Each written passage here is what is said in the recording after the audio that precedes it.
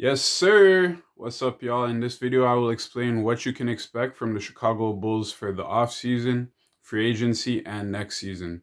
So by the end of this video, you will know what to expect from the Bulls in terms of free agent targets and rumors I've heard, their draft strategy, and the contract signings they're going to do, and what I expect from the Bulls for next year. So before I get into it, make sure you guys like the video and subscribe to the channel.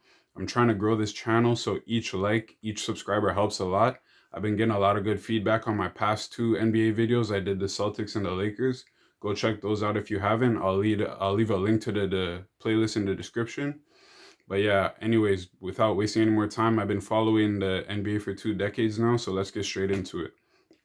A lot of shit happening with the Bulls right now. So they have a new GM and they have a new vice president. Arturas Karnisovas is the new vice president. He comes from the Nuggets, very highly touted, a lot of experience, was responsible for a lot of reshaping the Nuggets that we now know today. He's a major improvement over who they used to have in position. We also have Max Eversley, they've hired as a GM. So as you guys can see, Chicago has finally moved on from the past era and moving into a new era. They're trying to make some new moves. They have a new front office. They just hired a new coach, Billy Donovan. You guys just missed out on Doc Rivers by about a week. I think Doc Rivers would have been a better coach for the Bulls than Billy Donovan, but I still think Billy Donovan is an upgrade from the last guy. What was the last guy's name? I can't even remember his name. He's the worst coach in the league. But the last coach that Chicago had was terrible. So Billy Donovan's definitely a huge upgrade.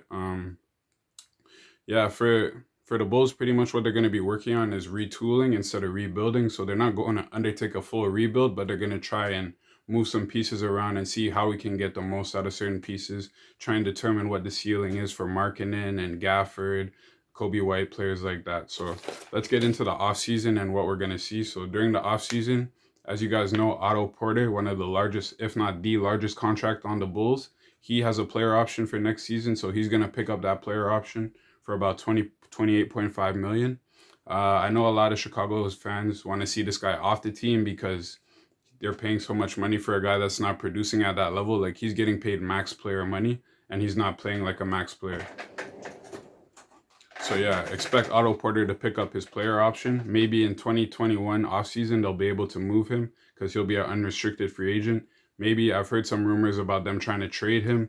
A potential trade scenario I saw was Otto Porter and Thaddeus Young in a second round pick or a protected first round pick for DeMar DeRozan and Rudy Gay. Let me know in the comments what you guys think about that trade or if you've heard any other rumors. But yeah, that's Otto Porter. Also, Chris Dunn is going to be a free agent and he's a restricted free agent. So what I expect the Bulls to do is match an offer from another team. I'm sure there's teams out there with some cap space that want a point guard or a guy that can play on the wing. I know on the Bulls he's become more of a defensive wing more so than a primary playmaker. So you could see a lot of teams try to offer him, but I expect the Bulls to match that offer, maybe in a $5 to $7 million range. So we'll see. They may keep Valentine. We don't know. I wouldn't be surprised if they let him go or they keep him. He's not really a major piece. And with a new front office coming in, sometimes they just like to clean house. So we'll see if they keep Valentine or not.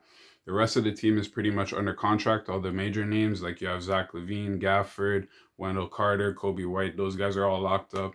Lauri Markkanen's locked up. And Markkanen is actually eligible for an extension this offseason, but I don't expect the Bulls to extend him. They're going to want to take some time and see if he's really worthy of a max contract or maybe a medium contract like a Aaron Gordon.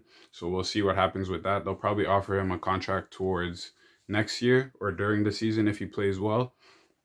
In regards to free agency, the Bulls are pretty much capped out right now because of the contracts to Porter, LaVine, Thaddeus Young, and fucking Thomas Satoransky. So they do have $13 million in exceptions that they can use, and I plan for them to target point guards and small forwards, probably like a veteran.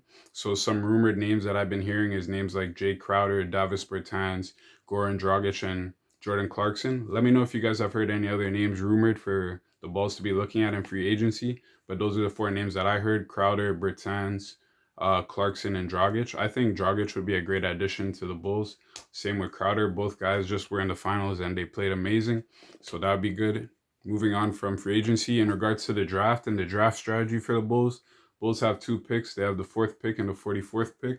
The mock drafts are saying that the Bulls are probably going to take Denny Avdia with the 4th pick. He's like a He's like a Luka light. He's like a light version of Luka Doncic. He's a European player, international player. He plays in Israel. He's been pro for a while now, so I think that the Bulls getting him would be a great addition. So look out for the Bulls to draft Deni Avdija.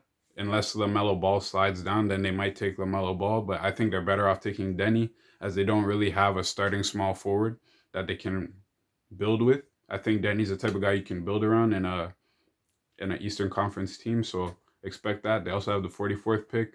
I don't know what they plan to do with that.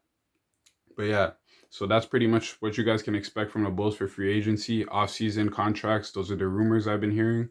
Now, my expectations for the Bulls next year, I expect them to focus on developing their young players and trying to make a push for the playoffs. Probably looking at like an 8th or 7th seed. And if things aren't going well through halfway of the season, don't be surprised if you see them try to move Otto Porter and Zach LaVine and really settle into a more deep rebuild and retooling. Anyways, that's it, guys. I'm not going to waste any more time. Make sure you guys like the video and subscribe. As I said, each subscriber and like helps. I'm trying to grow the channel. Anyways, I'll leave a link in the description to my other NBA videos.